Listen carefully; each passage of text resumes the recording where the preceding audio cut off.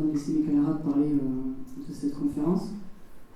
On est tous un peu stressés aujourd'hui, je pense, aussi de la suite des résultats de l'élection américaine. Je pensais que c'était important de dire un petit mot là-dessus. Chacun a ses idées et heureusement que les gens peuvent les expliquer. Aujourd'hui, on a la chance de faire une conférence sur un thème qui est assez clivant, je pense, la 5e République. Je pense que tout le monde n'est pas d'accord dans cette salle.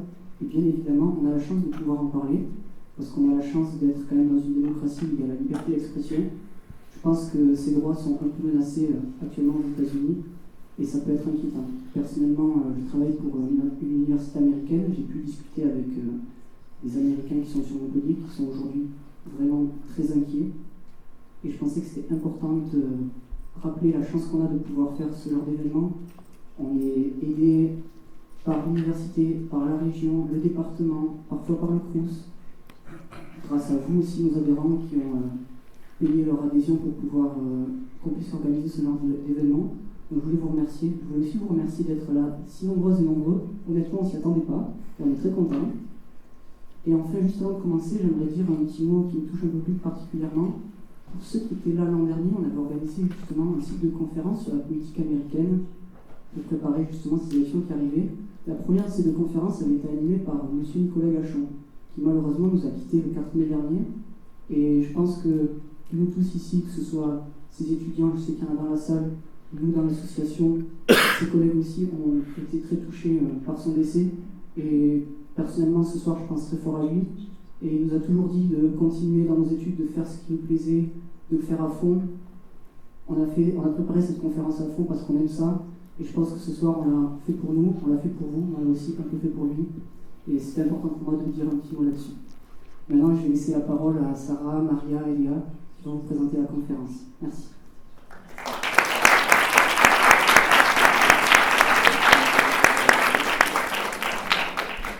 Merci beaucoup Tom d'être intervenu. Donc d'abord, merci à vous tous d'être là, ça me fait plaisir. Merci à vous d'intervenir aujourd'hui. Avant toute chose, je tiens à vous signifier qu'on est filmé aujourd'hui pour après le mettre sur YouTube par le studio 57 PM. Donc si l'un d'entre vous a un problème avec le fait d'être filmé et que ça passe après sur les réseaux sociaux, le premier rang à gauche ici, c'est les membres de l'association, donc vous pouvez aller les voir pour leur signifier que vous ne souhaitez pas donc apparaître dans cette vidéo. Donc se présenter en premier. Donc moi je m'appelle Sarah Tourne, je suis la coprésidente de l'association Iris. Moi je m'appelle Léa et je suis au pôle communication. Et moi c'est Maria, je suis au pôle événementiel. Voilà, et nos deux intervenants, si vous voulez vous présenter peut-être ou qu'on... Vas-y. Eh bien, je m'appelle Thibaut Carrère, je suis maître de conférence à l'Université d'Avignon. Et moi, Florian Savonito, je suis maître de conférence en droit public à l'Université de Montpellier, Paul Valéry. Voilà, donc ce soir on est réunis pour une conférence autour du sujet la 5e République est en train de lutter. Elle va s'articuler autour de 3 étapes. On va d'abord présenter nos deux superbes intervenants. Ensuite, ils vont chacun à leur tour faire leur présentation sur le sujet. Et enfin, on aura une 3e partie qui s'articule autour de questions-réponses où on peut tous échanger, surtout avec vous, sur le sujet. Donc, pour commencer, M. Thibaut Carrère est docteur en droit de l'Université de Montpellier. Il a fait sa thèse sur le concept de démocratie constitutionnelle à l'épreuve du républicanisme. Il est actuellement maître de conférence en droit public à l'Université d'Avignon, membre du laboratoire GPEC, j'espère que je dis bien, et chercheur associé au CERCOL. Il a co-dirigé un colloque et un ouvrage relatif au bilan constitutionnel du premier quinquennat d'Emmanuel Macron. Ensuite, donc, nous avons M. Florian Savonito. Merci beaucoup d'être là. Florian Savonito est maître de conférence en droit public depuis 2013. Il a dans un premier temps exercé ses fonctions à l'Université de Bordeaux, puis à partir de 2020 à l'Université Paul Valéry Montpellier 3. Il est membre du Centre bordelais d'études et de recherche sur les constitutions, les libertés et l'État, et il a rédigé en 2011 une thèse sur les violations de la Constitution sous la Ve République. Il a dirigé en 2020 un groupe d'une vingtaine de chercheurs sur une recherche financée par le Conseil constitutionnel portant sur la question prioritaire de constitutionnalité et les juges de première instance et d'appel. Et il a organisé ou co-organisé plusieurs journées d'études et de colloques sur les institutions de la Ve République. et le droit constitutionnel de l'environnement. À Paul Valéry, il dispense des enseignements en droit de l'environnement et en droit constitutionnel. Et il intervient notamment en L2 et en M2 auprès des étudiants d'IRIS. Voilà, je pense qu'on va pouvoir commencer. Donc, Monsieur Carrère, si vous voulez commencer. Merci Madame la Présidente, merci. Bonjour à tous. Tout d'abord, quelques remerciements de rigueur. Merci à l'Université Paul Valéry d'accueillir cette manifestation. Merci du fond du cœur à l'association IRIS et à ses étudiants de m'avoir proposé d'intervenir. Et merci enfin à mon collègue et néanmoins ami Florian Savonito pour m'avoir proposé de participer. Merci d'autant plus que la question qui nous est amenée, nous sommes amenés à réfléchir sur une question tout à fait stimulante. La Ve République est-elle en train de muter ? Et attendez, je mets mon chronomètre. Et comme tout petit juriste qui se respecte, je vais essayer d'abord de définir quelques termes, ce qui me permettra de donner un cadre à mon intervention. Qu'est-ce qu'il faut entendre par muter et qu'est-ce qu'il faut entendre par Ve République ? Sur la mutation, d'abord, quelques remarques. On pourrait être étonné qu'une constitution puisse muter alors que ça fait bien des années que nous n'avons pas eu une réforme d'ampleur de la Constitution. Il y en a eu une seule sous le second quinquennat d'Emmanuel Macron, c'est celle relative à l'inscription de l'IVG dans la Constitution. Mais au-delà de ça, la dernière grande réforme date de 2008, en tout cas la dernière réforme institutionnelle. Bon, ça, pour ceux qui ne connaissent pas le droit constitutionnel, il ne faut pas que ça vous inquiète, c'est que la Constitution, c'est un texte, mais un régime politique, ce n'est pas qu'un texte constitutionnel, c'est aussi une pratique institutionnelle. Et si le texte constitutionnel sous les quinquennats d'Emmanuel Macron n'ont pas évolué, en revanche, peut-être qu'on peut en dire autrement de la pratique. Donc en fait, s'il faut affiner la question de la mutation, ce serait de se poser la question comment la pratique des institutions de la Ve République a évolué depuis l'arrivée d'Emmanuel Macron au pouvoir, et notamment depuis son deuxième mandat. Parce que quand on regarde son premier mandat, et pour avoir un peu travaillé sur sa question, comme cela a été rappelé, je vous en remercie, on n'a pas constaté de grands changements, à mon sens en tout cas, dans le fonctionnement des institutions. Alors certes, on a insisté sur certaines institutions un peu nouvelles, le Conseil de défense pendant le Covid, peut-être que vous vous en rappelez, ce genre de choses. Mais en réalité, le premier mandat se déroule dans un schéma classique que l'on connaît sous la Ve République, qui est le schéma du fait majoritaire. Un président est élu et il bénéficie à l'Assemblée nationale d'une majorité forte, d'une majorité à même de mener à bien sa politique. On pourrait même dire que, lors de son premier quinquennat, Emmanuel Macron a profité d'une majorité particulièrement docile par rapport à aux anciens présidents. Rappelez-vous le quinquennat Hollande, et cette majorité où les valsistes affrontaient les frondeurs, vous vous en rappelez peut-être. Eh bien, pas de tout cela avec Emmanuel Macron, une majorité particulièrement docile. D'autant plus que les membres qui constituaient la majorité d'Emmanuel Macron étaient pour la plupart des néophytes en politique et devaient leur carrière politique à l'élection d'Emmanuel Macron. Et c'est peut-être ça l'une des causes originelles de la crise que nous sommes en train de vivre aujourd'hui, une crise de l'évolution des pratiques parlementaires, qui est que peut-être nous avons eu, de 2017 à 2022 et de 2022 jusqu'à maintenant, probablement les assemblées nationales les moins expérimentées de la Ve République. Alors, expérience constitutionnelle, expérience politique, tout mélangé. Alors, ce n'est pas que de la faute d'Emmanuel Macron. En 2017, il y a eu une volonté de changement, et cette volonté de changement, elle s'est traduite dans les urnes. La faute, à mon sens, est aussi peut-être partagée avec François Hollande et l'interdiction du cumul des mandats. En principe, l'interdiction du cumul des mandats, ça apparaît toujours comme une bonne chose. On ne réserve pas tous les mandats aux mêmes individus. Mais ce que fait l'interdiction du cumul des mandats, l'une des conséquences que peut avoir l'interdiction du cumul des mandats, c'est le retrait des personnalités fortes. Cumuler des mandats, c'est-à-dire être à la fois maire d'une grande ville et député, ça permet d'avoir un poids à l'Assemblée qui n'est pas du tout le même qu'un député dont la seule légitimité est d'avoir été recruté par les équipes de tel ou tel parti. Alors, donc pour moi, premier mandat assez classique de fait majoritaire, un président fort qui est suivi d'une Assemblée nationale qui le suit, d'une majorité. S'agissant de son deuxième mandat, il est un peu plus spécifique dès le début, dès 2022, puisque aucune majorité absolue s'est dessinée à l'Assemblée. Mais en réalité, là encore, on avait déjà vu cela. On avait une majorité relative de la majorité présidentielle, mais encore assez forte. Là où ça a vraiment changé, c'est depuis la dissolution, c'est cet événement de 2024, et c'est à partir de ces événements de 2024 que je vais orienter mon intervention. Alors maintenant qu'on a dit ça, on est d'accord sur ce que veut dire muter, il faut se mettre d'accord sur ce qu'est la Ve République, parce que si on veut prouver que quelque chose a changé, encore faut-il démontrer ce qu'était cette chose avant qu'elle ne change. Alors c'est quoi la Ve République d'un point de vue institutionnel ? Probablement que chaque constitutionnaliste a sa propre définition, mais je vais en tenter une. Je crois qu'il faut insister sur deux choses, sur deux spécificités. Premièrement, la Ve République au sens strictement juridique du terme, c'est un régime parlementaire. C'est un régime parlementaire. Un régime parlementaire, c'est un régime dans lequel on a deux éléments. Un exécutif bicéphale. Bicéphale, ça veut dire deux têtes. Deux céphales, tête.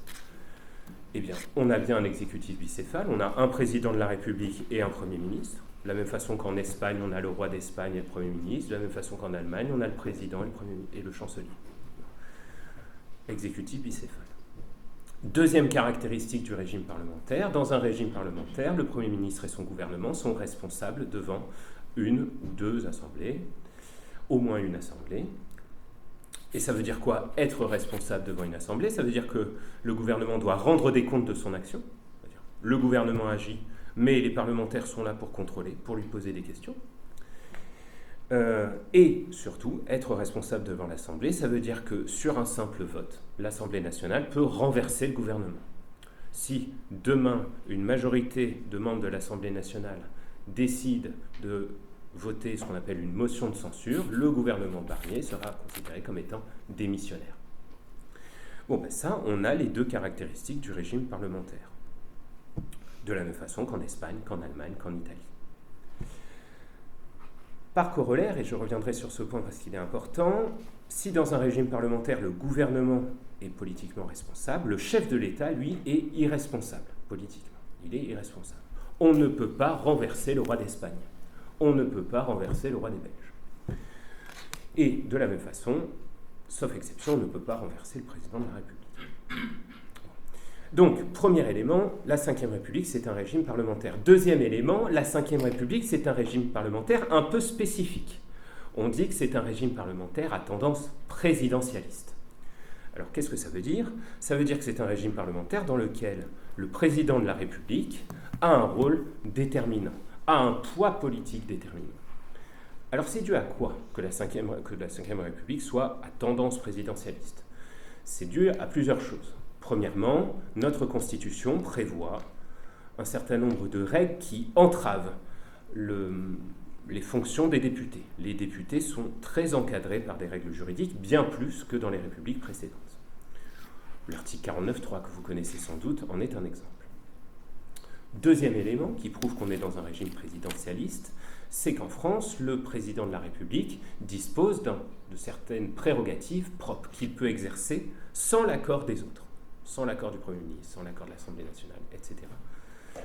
Par exemple, on y reviendra là encore, il peut nommer un Premier ministre. Ça, c'est son pouvoir propre. Il peut choisir qui il veut, théoriquement. Par exemple, il peut dissoudre comme il veut, quand il veut, sauf quelques règles présentes dans la Constitution. Et troisième élément qui fait que notre régime parlementaire il est un peu particulier, c'est qu'on a une double légitimité élective, une double légitimité démocratique. On a deux institutions qui sont élues au suffrage universel direct. On a le président de la République, élu au suffrage universel direct, et on a l'Assemblée nationale, élue au suffrage universel direct. Ce qui fait qu'on a une concurrence de légitimité, qu'on n'a pas forcément dans les autres pays. Le président de la République allemande, il n'est pas élu au suffrage universel direct. La conséquence c'est quoi ? C'est qu'il a un rôle réduit. La conséquence c'est quoi ? C'est que vous êtes incapable de me citer qui est le président de la République allemande. Alors pourquoi ? pourquoi notre régime parlementaire il est spécifique?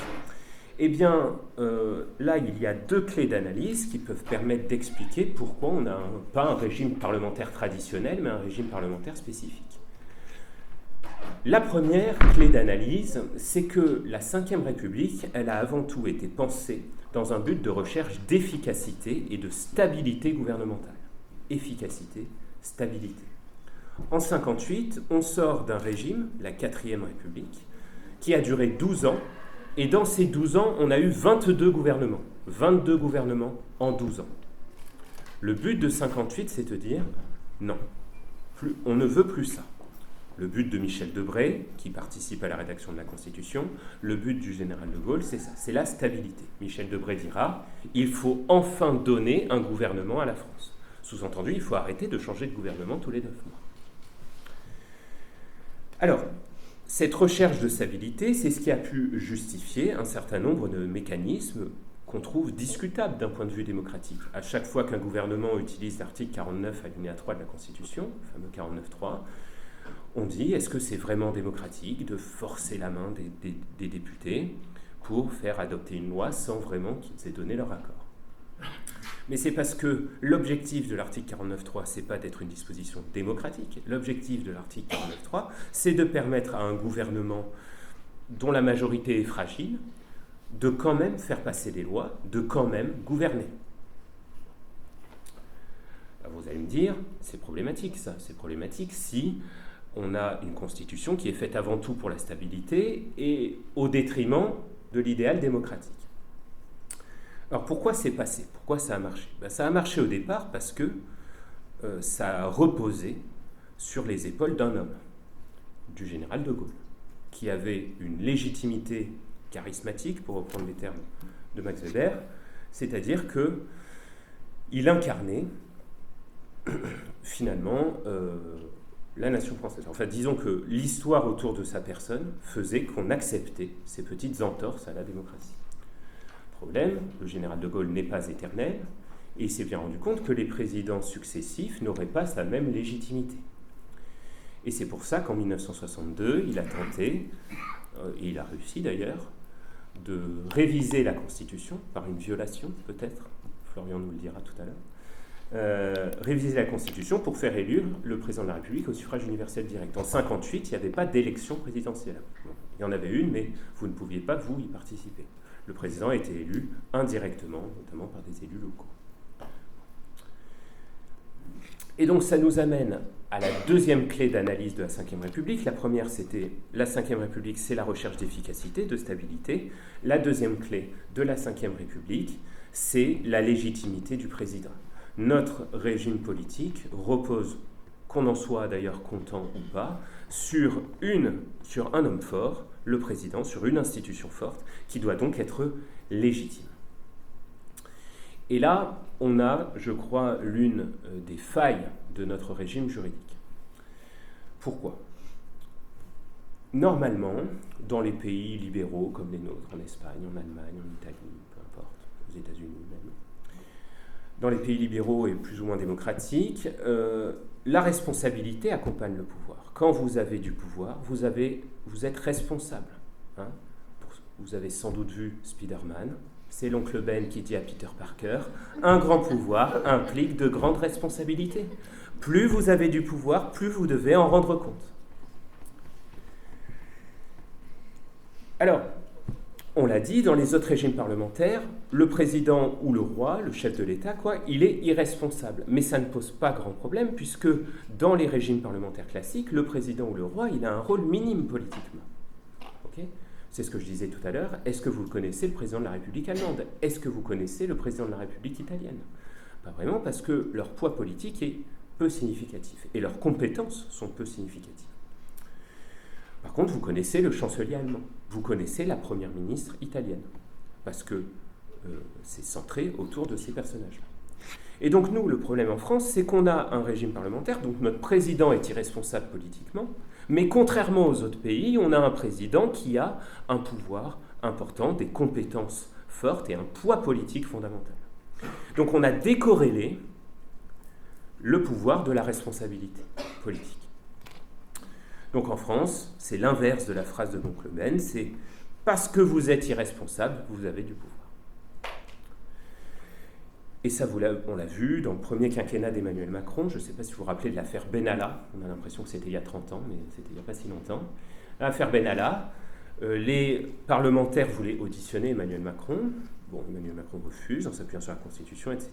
Et Emmanuel Macron a cette phrase, il a dit « S'ils veulent un responsable, il est devant vous, qu'ils viennent me chercher ». Mais en fait, elle est très cynique, cette phrase, parce que Emmanuel Macron, il sait très bien qu'on n'a pas les moyens d'aller le chercher. Alors, je ne parle pas avec les fourches, ce n'est pas un appel à l'insurrection, je parle juridiquement. On n'a pas d'outils, sauf la destitution, on en parlera un peu plus tard, pour aller chercher la responsabilité politique du président. À l'origine de la Ve République, c'était pas... Alors, ce problème se présentait, évidemment. Le président était responsable, et évidemment que De Gaulle avait un point important, mais on avait trouvé, en tout cas, le général De Gaulle avait trouvé un certain nombre de moyens d'engager volontairement sa responsabilité politique. De Gaulle, il a été 11 ans au pouvoir en tant que président de la République. 11 ans, c'est 4 référendums, 2 dissolutions. 4 référendums de dissolution où à chaque fois il disait « si ce référendum, je le perds, c'est-à-dire si vous n'êtes pas d'accord avec ma proposition, je démissionne. Si à la suite d'une élection législative, ma majorité n'arrive pas au pouvoir, je démissionne. » Donc il y avait une part de relation avec le peuple, une part de relation de confiance. Au fil des présidents, et on va donner quelques noms, il y a eu un découplage, c'est-à-dire que les présidents perdaient des élections intermédiaires, ou leur majorité n'était pas réélue à l'Assemblée, ils ne démissionnaient pas. On peut faire remonter ça dès 1978 avec Valéry Giscard d'Estaing, mais en réalité, on date plutôt ça de 1986. 1986, François Mitterrand est au pouvoir, il y a des élections législatives, la droite l'emporte et François Mitterrand dit « je reste ». Et du coup, on a la première période de cohabitation. Pareil en 93. Pareil pour Chirac en 97.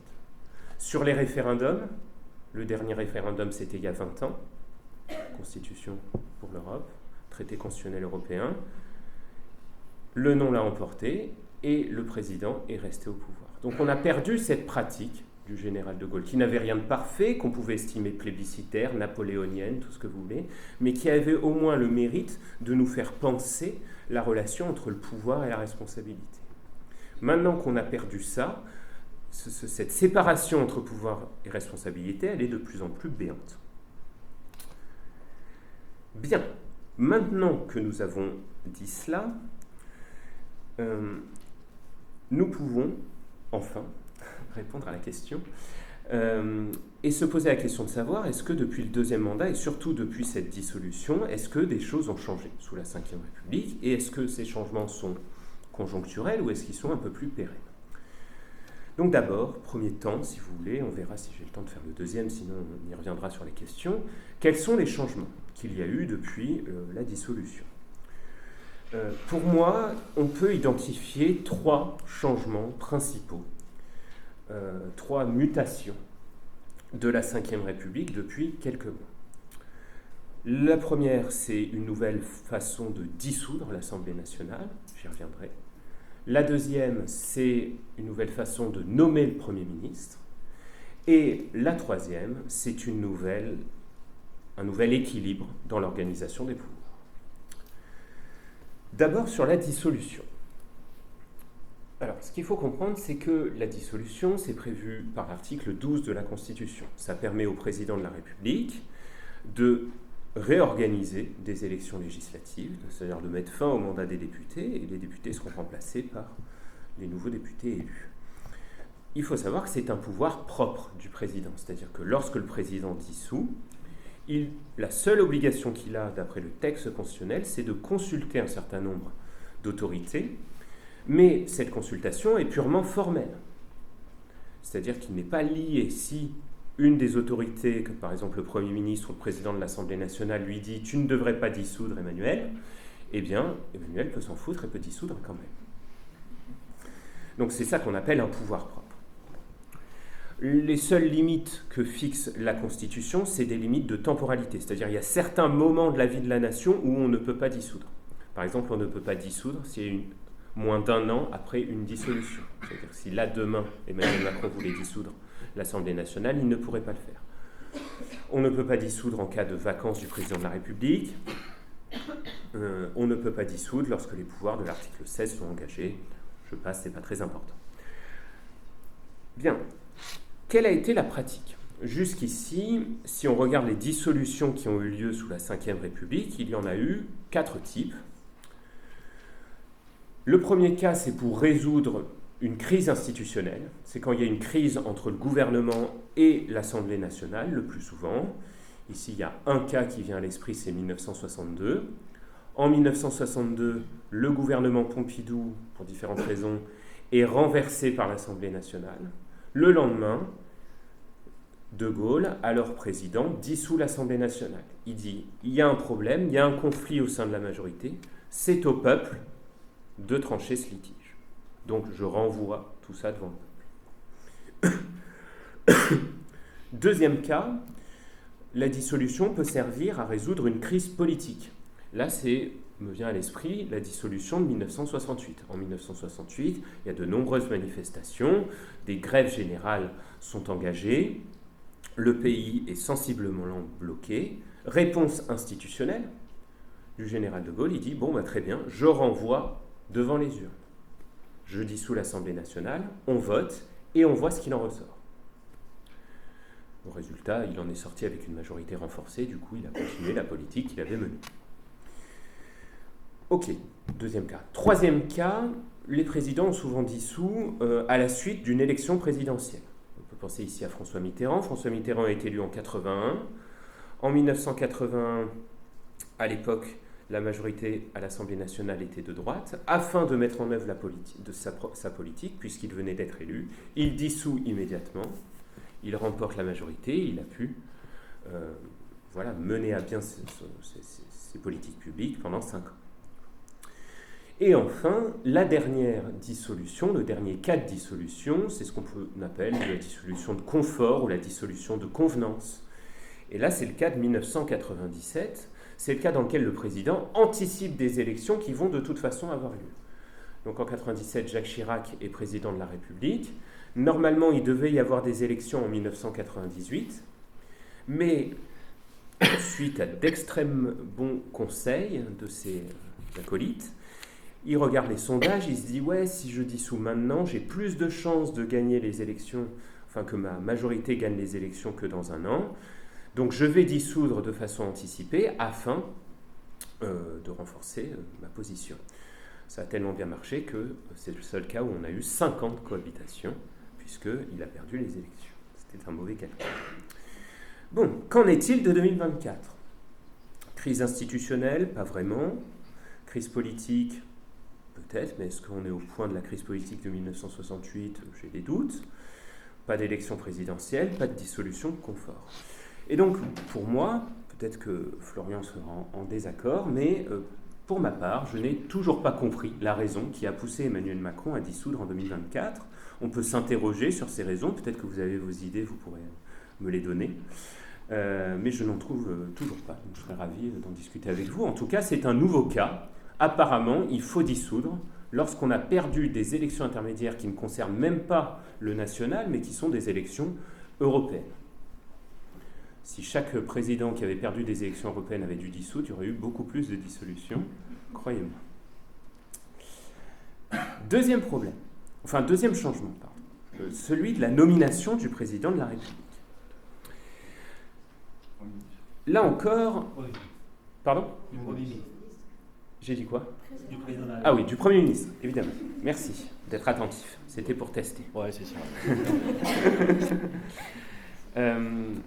La nomination du Premier ministre relève de l'article 8 de la Constitution qui donne ce pouvoir au président de la République. Il nous dit, le président de la République nomme le Premier ministre. Merci.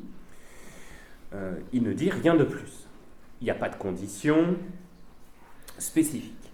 Aucune condition n'est fixée par le texte constitutionnel. Donc, techniquement, le président de la République peut nommer qui il veut au poste de Premier ministre. C'est un pouvoir propre, là encore.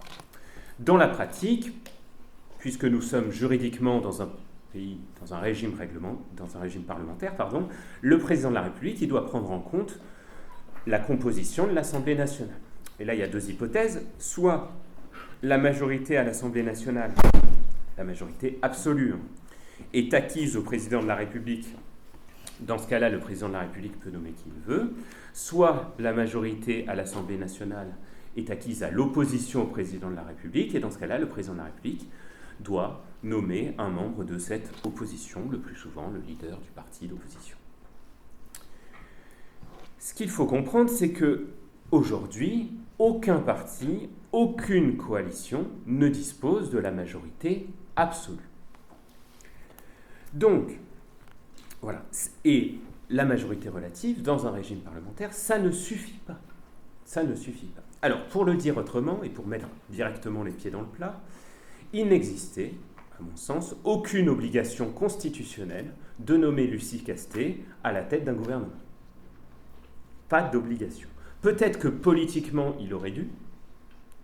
Il aurait peut-être dû se réfugier derrière une règle objective. Bon, on prend la coalition la plus nombreuse, etc.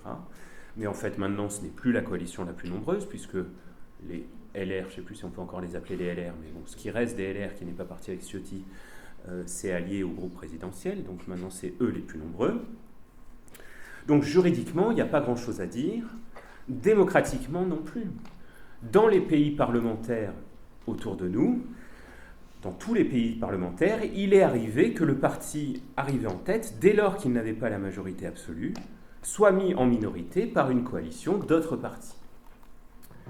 Alors pour moi, s'il y a problème démocratique ici, il est plus sur la séquence entière, c'est-à-dire élection plus nomination.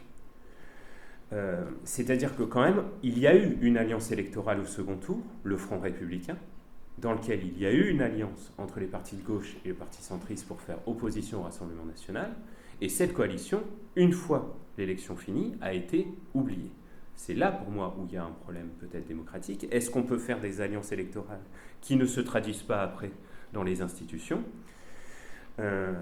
Mais en tout cas, sinon, juridiquement, je ne vois pas de problème.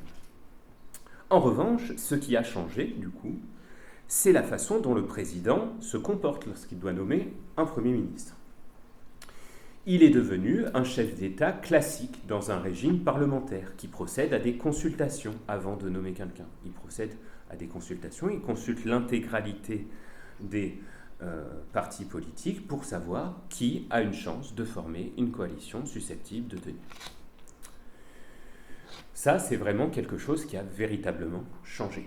Alors, l'autre élément sur lequel on pourrait revenir, mais je sais que Florian va en parler, donc je lui ferai juste une passe décisive, c'est le temps de la nomination. C'est le temps qu'on a mis à nommer, et notamment le temps qu'a mis Emmanuel Macron à commencer les consultations, puisque apparemment, les JO empêchaient de façon absolument irrémédiable à des gens de se rencontrer à Paris. Et donc, ce n'était pas possible de commencer les consultations avant les JO. Comme le temps avance, je vais très rapidement insister sur la troisième mutation, c'est la majorité, ou plutôt l'absence de majorité. Jusqu'ici, sous la Ve République, on avait deux hypothèses. Le président de la République et la majorité absolue à l'Assemblée nationale étaient du même bord politique, c'est l'hypothèse du fait majoritaire, on sait comment ça fonctionne. Deuxième hypothèse, le président de la République et la majorité absolue à l'Assemblée nationale ne sont pas du même bord politique, c'est ce qu'on appelle la cohabitation. Mais dans ce cas-là, le Premier ministre, il a l'assentiment de sa majorité. Il n'a plus celui du président, mais il a celui de sa majorité. Eh bien là, on est dans un troisième cas, ce qui fait que la position de M. Barnier est particulièrement instable. M. Barnier, il n'a ni la confiance du président, puisqu'il n'est pas vraiment issu de son parti politique, ni la confiance d'une majorité absolue visible à l'Assemblée nationale.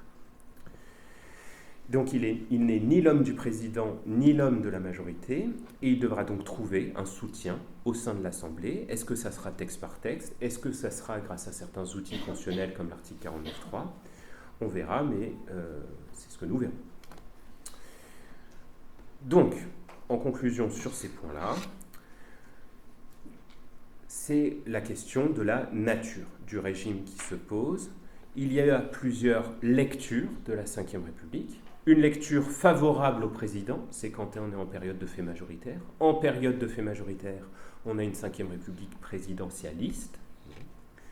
En période de deuxième lecture, en période de cohabitation, on a une Ve République plutôt favorable au Premier ministre, dans lequel le Premier ministre joue un rôle déterminant. On peut parler de primo-ministériel. Donc toujours un fait majoritaire, mais au profit du Premier ministre. Et là, on a un troisième cas, assez inédit, où on revient à un régime parlementaire assez strict, et où l'organe déterminant, ça redevient l'Assemblée nationale. Alors, pour le meilleur et pour le pire, certains pourraient trouver ça démocratique, d'autres pourraient trouver qu'on a perdu en stabilité. En résumé, et pour revenir sur ce que j'ai dit au début, je vous avais dit que la Ve République reposait sur deux éléments fondamentaux, l'efficacité et la stabilité d'une part, la légitimité du président de l'autre part. L'efficacité et la stabilité, elle est remise en cause, et la légitimité du président, à mon sens, également. J'ai une excellente seconde partie, mais on va devoir renvoyer ça pour les questions. En tout cas, je vous remercie pour votre attention.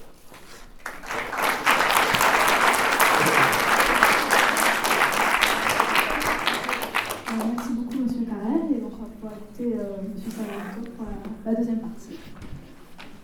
Alors, je vous remercie déjà de votre invitation. Alors déjà, c'est étonnant que ça vienne de la part des étudiants. Donc, je suis vraiment très ravi que vous m'ayez invité. Vous avez été dynamique, vous l'avez fait véritablement dans les formes, avec justement qualité. Donc je vous remercie vraiment. Si c'est un appel, je ne dirai jamais non aux étudiants de Paul Valéry pour intervenir. Je vous dirai non plus, je ne vous dirai pas non à l'association IRIS parce que vous avez été parfait dans l'organisation. Je crois que ça se voit et les conditions. On peut voir Paul Valéry sous un beau jour dans une belle salle toute neuve, remplie avec des étudiants qui sont avides de connaissances et c'est souvent le cas. Voilà, donc j'en suis ravi qu'on puisse montrer Paul Valéry sous un beau jour. Et tout particulièrement l'association IRIS et en général IRIS parce que j'interviens en licence 2 et je peux vous dire, j'ai une collègue là avec Camilla Pirozzo, on intervient dans la licence 2 et j'ai depuis 4 ans. Quoi. Et j'ai toujours plaisir, quelles que soient les années. Alors j'allais peut-être la vôtre en particulier, mais ça serait peut-être un peu trop osé. Mais en tout cas, les 4 années que j'ai eues avec l'IRIS, j'ai toujours eu un très bon feeling avec eux. Et c'est toujours un plaisir d'enseigner auprès de ce public-là. Donc je suis encore plus heureux de le faire pour vous. Voilà. Donc je vais essayer de continuer de dévider le fil qui m'a été lancé et alors on a eu les mêmes réflexes, c'est-à-dire que malheureusement le juriste n'est pas forcément très original, il va commencer par des définitions, ce qui est le but d'une introduction. Donc pour moi, qu'est-ce que muter ? Muter, c'est le changement radical et profond. Muter, c'est en biologie le changement brusque du patrimoine d'un être. Voilà, alors ça tombe bien. Ça tombe bien cette définition en biologie. Pourquoi ? Parce que on est souvent amené à dire qu'il y a une vie dans les constitutions. Une constitution, c'est pas la même. La constitution de la Ve République en 1958 et celle d'aujourd'hui, de 2024, ce n'est pas du tout la même. Vous avez des institutions qui sont apparues. On parle aujourd'hui du défenseur des droits, on parle également, par exemple, de la Cour de justice de la République. Si vous vous souvenez de l'affaire Dupond-Moretti, à l'origine, ça n'existait pas en 1958. Il y a aussi des institutions qui ont disparu.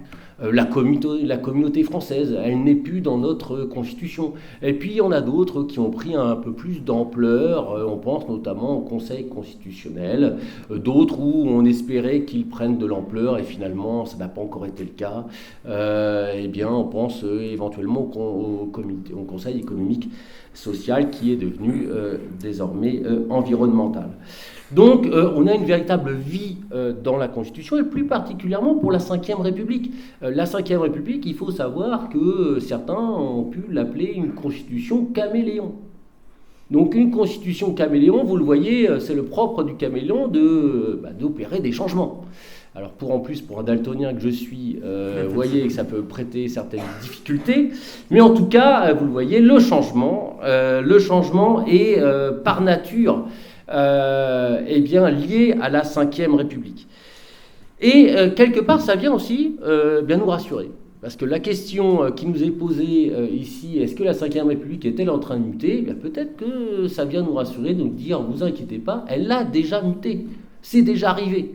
Donc c'est peut-être pas si grave qu'elle est mutée. Alors la question, elle se pose, mais comment en droit une constitution peut muter ? Alors on y voit souvent deux formes, voire peut-être même trois. Une première forme, on l'a connue en 2024, tu l'as rappelé, c'est un changement de texte. Voilà, on modifie le texte, une partie du texte, donc on fait une révision constitutionnelle, on ajoute une disposition à la Constitution, on modifie une disposition de la Constitution, ou on en supprime une. Voilà, vous avez des révisions constitutionnelles, donc on change la forme écrite. Et puis ensuite, derrière, il y a une autre forme de changement, de mutation, qui peut être par une interprétation. Alors, on garde le texte, mais le sens qu'on donne aux mots, il est amené à varier. Et là, vous avez plusieurs interprètes. Les interprètes politiques, alors ça passe par le président de la République, le gouvernement, le Premier ministre, le président de l'Assemblée nationale, le président du Sénat, les députés, les sénateurs, bref, l'interprète politique. Et on oppose souvent à cette interprétation politique les interprétations juridictionnelles. Et en premier lieu, on pense au Conseil constitutionnel, puisque selon le Conseil constitutionnel, c'est-à-dire ces 9 sages qui sont donc rue Montpensier, ces 9 sages, le Conseil constitutionnel, sa mission est notamment de contrôler les lois, les traités, au regard de la Constitution. Donc c'est un gardien, au même titre que le président de la République, un gardien de la Constitution. Donc vous avez ces deux voies-là. Et quand on regarde un peu plus en détail l'histoire de la Ve République, on se rend compte qu'il y a déjà eu des changements, soit par des révisions, soit par des interprétations. Alors la révision, ça peut être en 1962, on l'a rappelé, l'élection du président de la République au suffrage universel direct, qui a fait un bouleversement, qui s'accompagnait aussi d'une autre interprétation de la Constitution à la suite de cette révision. On peut penser aussi dans les révisions à celle de 2000, le quinquennat, le raccourcissement du mandat présidentiel de 7 à 5 ans, avec derrière, ici ce n'est pas constitutionnel mais c'est organique, l'inversion des élections législatives et présidentielles pour que on puisse d'abord voter pour un président et ensuite on lui donne les moyens de sa politique en lui donnant une majorité à l'Assemblée nationale. Autrement dit, on met au premier rang chronologique le président de la République, l'élection du président de la République, et derrière les élections législatives, l'élection des députés. On pense aussi à 2008. Pourquoi ? On est sous le quinquennat de Nicolas Sarkozy et on modifie plus de la moitié de la Constitution. Donc on se dit que c'est plus vraiment la même Constitution que 58 puisqu'on a modifié la moitié. Voilà. En ce qui concerne les interprétations à côté, on pense immédiatement, si nous on est constitutionnalistes, on pense en 1971, le Conseil constitutionnel qui nous dit que la Constitution, c'est pas que les articles 1 à 92 de la Constitution, mais c'est aussi le préambule de la Constitution de 1958, où on fait référence alors à la Déclaration des droits de l'homme et citoyens de 1789, plus le préambule de la Constitution de 1946, plus aujourd'hui, depuis le 2005, la Charte de l'environnement de 2004. Donc vous voyez une transformation de la Constitution grâce à l'interprétation du juge constitutionnel. Et puis pour l'interprétation politique, on pense aux cohabitations. Cohabitation, 1986, 88, de 93 à 95, et la troisième, 97-2002. Ici, on revient donc à une constitution qui serait lue de manière plus parlementaire, où les dispositions de la constitution seraient finalement appliquées, autrement dit que ça serait véritablement désormais le gouvernement, comme nous le dit l'article 20, qui détermine et conduit la politique de la nation, et ça ne serait plus à l'Élysée qui viendrait définir cette politique, et un gouvernement, si on lui en laisse encore les moyens, eh bien, qui viendrait justement la conduire, cette politique, quand le président ne se fait pas non plus Premier ministre, comme on a pu le voir dans certaines séquences de certains quinquennats. Donc voyez-vous, on a déjà eu des changements. Donc c'est peut-être pas si grave qu'il y ait peut-être encore un changement à la suite de 2024. Et alors on se pose la question, bien évidemment, de 2024. Qu'est-ce qui s'est passé en 2024 ? Je ne reviendrai pas sur la dissolution. Moi, je serais amené à me poser la question plutôt de la mutation après cette dissolution. Tu en as fait un des critères de mutation. Pour moi, je dirais au-delà, après la mutation, après cette dissolution, pour savoir s'il n'y a pas une mutation après cette dissolution et cette décision du 9 juin. Que s'est-il passé ? En 2024, le camp présidentiel ne peut plus s'appuyer sur une majorité absolue. Mais c'était déjà le cas en 2022. Il n'avait pas déjà une majorité absolue. Et aujourd'hui, vous avez trois camps, une assemblée divisée en trois camps, trois blocs d'ailleurs qui ne sont pas uniformes. Vous avez un bloc à gauche, qui est composé de différents groupes parlementaires. Vous avez un groupe du centre, qui est aussi composé de différents groupes parlementaires. Et de l'autre, vous avez un groupe à droite, à l'extrême droite, qui est le Rassemblement national, et qui, là, est composé d'un seul groupe. Donc, ici, vous avez un gouvernement qui ne peut plus s'appuyer sur une majorité absolue, mais qui ne peut s'appuyer que grâce à la coalition des groupes du centre, que sur une majorité qui est relative. Alors, est-ce que, parce qu'on a une majorité relative, forcément ça conduit à une mutation ? C'est aussi la question.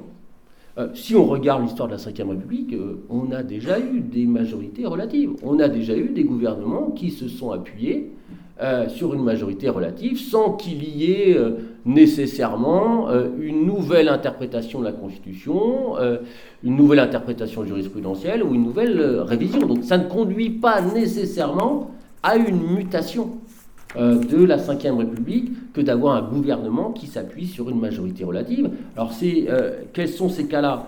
Eh bien, on a notamment 1986, où vous n'avez pas véritablement... plus exactement, vous avez 1988, excusez-moi.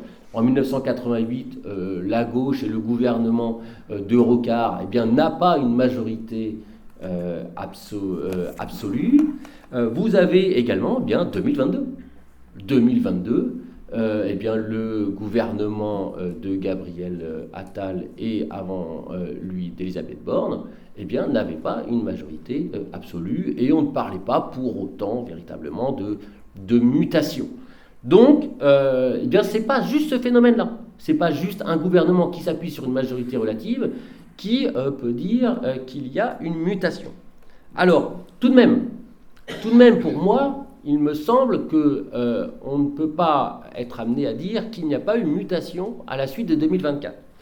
Parce que si l'on regarde bien ce qu'il s'est passé à la suite de cette dissolution, on peut se rendre compte, dans le mois ou les quelques semaines de vie du gouvernement Barnier, on peut se rendre compte tout de même qu'il y a eu un transfert du pouvoir présidentiel vers, pour moi, le gouvernement, vers le Premier ministre.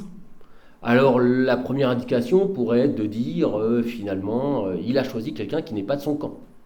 Il a choisi un Premier ministre qui n'appartient pas à son parti, comme l'était Gabriel Attal, comme l'était Elisabeth Borne. Bon, alors c'est à prendre avec des pincettes parce que si on se souvient du premier quinquennat, on avait Édouard Philippe qui était républicain. Donc ce n'est pas parce qu'il a choisi quelqu'un en dehors de son camp politique, de son parti politique, que forcément on est devant une mutation, un changement, un transfert de pouvoir présidentiel vers le Premier ministre. Mais ça reste quand même un indice. D'un point de vue formel aussi, ce que vous avez pu voir depuis que Michel Barnier est chef de gouvernement, désormais vous avez les comptes rendus des conseils des ministres qui se font à Matignon. Auparavant, ça se faisait à l'Élysée. Alors le conseil des ministres se déroule toujours à l'Élysée, j'ai encore vérifié aujourd'hui, mais le compte rendu maintenant se fait à Matignon. Vous voyez, on essaye de changer les apparences pour dire on fait différemment qu'avant. Et puis surtout, on se rend compte que lorsque vous regardez l'article 20, qui est-ce qui détermine et conduit la politique de la nation ? Aujourd'hui, il est difficile de dire que c'est le président. On revient plus à une lecture qui existait sous la cohabitation. C'est-à-dire que le président de la République ne parle pas avant le Premier ministre. C'est déjà arrivé. Par exemple, il a déjà pu prendre au début de son quinquennat la parole en congrès pour annoncer les réformes, et derrière vous aviez le Premier ministre qui intervenait pour faire une déclaration de politique générale. Mais bon, on pouvait se demander, mais qu'est-ce que va pouvoir nous dire le Premier ministre, sachant que le président a déjà tout dit. Voilà. Donc là, on n'a pas ça. On n'a pas eu ça. Donc, on a vraiment un transfert qui s'est fait, et désormais, c'est le Premier ministre, on peut dire, qui détermine et conduit la politique de la nation. Et si on en doutait un peu, il suffit de regarder la teneur du projet de loi de finances et du projet de loi de financement de la sécurité sociale. Vous le voyez bien que la politique économique qui est menée avec une volonté justement de combler la dette n'était pas, et c'est peut-être un des points de cette dissolution-là, mais on y reviendra, n'est pas justement la même politique qui était suivie par Gabriel Attal, qui était suivie par Elisabeth Borne, et donc derrière qui avait l'aval derrière du président de la République. Donc on voit bien que dans ce projet de loi de finances, du moins tel qu'il a été déposé à l'Assemblée nationale, on a une autre politique avec d'autres choix qui étaient ceux auparavant. Donc pour ma part, il me semble que c'est le signe que le Premier ministre a redonné une certaine réalité à l'article 20 de la Constitution. Donc vous avez eu ce transfert qui s'est fait d'un chef de l'État vers le chef du gouvernement, qui assume désormais les responsabilités que lui donne la Constitution. Alors, attention, ça ne veut pas dire que le président est complètement démuni. On ne va pas aller jusque-là. Si on regarde aussi la composition du gouvernement, vous avez quand même un tiers de Renaissance qui est membre de ce gouvernement. Le président de la République a pu aussi s'opposer à la nomination de certains ministres à certains portefeuilles. On pense ici à Laurence Garnier, qui était prévue à la famille. On s'était dit que sa participation à la manif pour tous n'était pas forcément un bon signal envoyé, et donc on l'a mis gentiment à la consommation. Voilà. C'est déjà arrivé aussi en période de cohabitation que le président de la République dise non, je ne veux pas un tel ou un tel à tel portefeuille. Et d'ailleurs, quels étaient les portefeuilles concernés ? C'était la défense, les armées, c'était les affaires étrangères. Qui on a aux affaires étrangères et aux armées ? Des ministres Renaissance. Donc ici, on, quelque part, vient ressusciter, encore une fois, comme c'était le cas sous la cohabitation, certains domaines réservés où le président, dans les relations extérieures, serait amené ici à jouer son rôle. Et donc, on revient sur une lecture, finalement, de la cohabitation dans ces rapports Premier ministre, président de la République. Autre aspect qui pourrait être aussi pointé, c'est un autre transfert de pouvoir qui pourrait avoir lieu, de prééminence. Là, ça se fait au Parlement. C'est-à-dire que on pourrait avoir une prééminence donnée à l'Assemblée nationale qui va aller désormais au Sénat. Pourquoi ? Bien parce que le Sénat était une majorité à droite. Et vous avez pu remarquer que ce gouvernement est composé essentiellement de membres de droite et qui essayent aussi d'avoir une politique qui soit à droite. Donc il pourra s'appuyer sur le Sénat. Et il devra même s'appuyer au Sénat parce que si vous regardez une institution importante dans les institutions parlementaires, c'est la commission mixte paritaire. C'est quoi cette commission mixte paritaire ? C'est 7 députés, 7 sénateurs. Pourquoi ils sont sollicités ? Eh bien, c'est lorsqu'il y a un désaccord sur un texte après une ou 2 lectures entre l'Assemblée nationale et le Sénat. Eh bien alors, on choisit 7 députés, 7 sénateurs, et on les enferme, on attend une fumée blanche pour qu'ils soient amenés à pondre un nouveau texte qui soit justement un compromis entre les 2 assemblées, et ensuite la navette peut repartir et donner finalement en dernier lieu le mot à l'Assemblée nationale si le gouvernement le décide. Eh bien, cette commission mixte paritaire, le gouvernement, avec les 7 députés, il n'est plus assuré de manière permanente d'avoir la majorité. Donc il faudra, sur ces 14, s'il veut être majoritaire, il faudra qu'il s'appuie sur le Sénat pour que le texte qui puisse en ressortir puisse avoir l'assentiment du gouvernement. Donc on aura forcément un Sénat qui va reprendre de la valeur. On pourra peut-être aussi être amené à ce que ce Sénat se voit confier davantage de textes, autrement dit que ça soit la première assemblée qui soit saisie, et non plus nécessairement, comme on a l'habitude souvent, l'Assemblée nationale. Donc, et la possibilité aussi que le Sénat puisse finalement jouer plus longtemps la montre, et donc peut-être lasser davantage les députés dans cette séquence parlementaire d'un va-et-vient. Donc il y a peut-être ce transfert qui va se faire du président au Premier ministre et de l'Assemblée nationale au Sénat. Et donc c'est peut-être là qu'est notre mutation. Mais encore une fois, il faut prendre certaines pincettes. Pourquoi ? Parce qu'il ne faudrait pas croire que cette mutation-là va conduire à ce que désormais, ça soit le Parlement qui vienne dicter sa loi au gouvernement.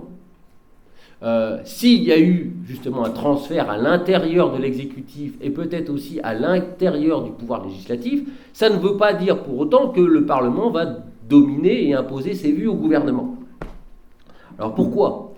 Moi j'ai plusieurs indices qui me disent que l'exécutif va rester quand même l'institution forte de la Ve République, comme le général de Gaulle le voulait. Déjà la destitution du président.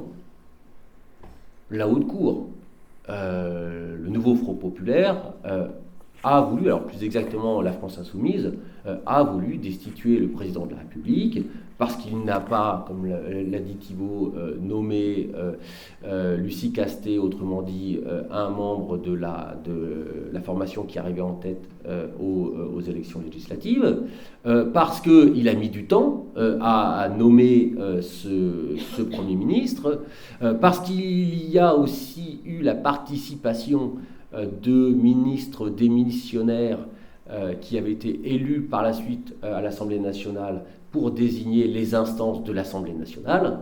Vous voyez, donc il y avait plusieurs raisons de dévoiler. Certes, le bureau a bien voté cette motion, cette résolution qui avait été déposée par la France insoumise, mais derrière, elle a été abandonnée. Parce que la conférence des présidents ne l'a pas inscrit en séance publique. Donc, là où on avait des moyens de contester l'interprétation donnée par l'exécutif, par le président de la République, le Parlement n'a pas voulu aller au bout. Donc, ça aurait pu être un moyen de remettre les points sur les i et de dire non, la pratique que tu as fait emportait une violation de la Constitution, et donc il fallait ici y voir un manquement manifestement incompatible à l'exercice de son mandat, donc il fallait quitter le pouvoir, on te destituait. L'Assemblée nationale a dit non. Autre aspect également, le fait que les ministres démissionnaires qui avaient été élus à la suite des élections législatives de la dissolution, ont participé aux instances, à la désignation des instances du Parlement, et en premier lieu à la présidence de l'Assemblée nationale.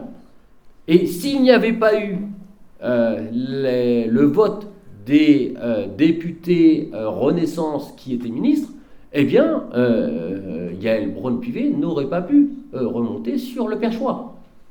Donc il y a eu un imbroglio, une controverse juridique. Est-ce qu'ils avaient ou pas la possibilité de voter ?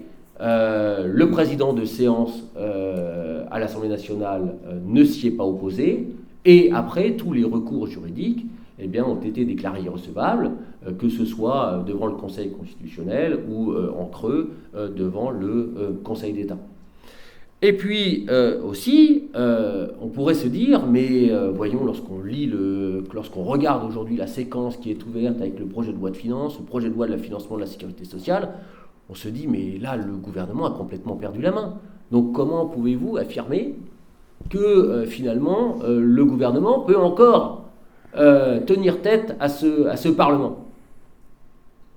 Et si vous lisez les différents comptes X de la France Insoumise, vous avez de nombreuses victoires proclamées en disant « on a revu la copie du gouvernement ». La Ve République a tout de même quelques ressources. Et il se peut très bien que finalement tout ce qui est voté en ce moment au projet de loi, tous les amendements votés dans ce projet de loi de finances ou le projet de loi de financement de la sécurité sociale, notamment par les députés, soient devenus inutiles, parce que s'ils n'arrivent pas à voter ces amendements dans les temps, le texte qui va être transmis au Sénat sera celui décidé par le gouvernement, et donc le gouvernement pourra finalement reprendre sa copie initiale. Et donc finalement, tout ce qui avait été voté et modifié en séance publique à l'Assemblée nationale n'aura servi à rien et on retrouvera sur le texte initial. Et les sénateurs devront reprendre tout le travail à partir de la feuille de route, non pas des députés, mais du gouvernement. Et ça, c'est encore une fois ce parlementarisme rationalisé qui permet au gouvernement d'avoir des armes juridiques. Et donc peut-être que tout simplement, aujourd'hui, il joue la montre. Et ça expliquerait peut-être aussi pourquoi...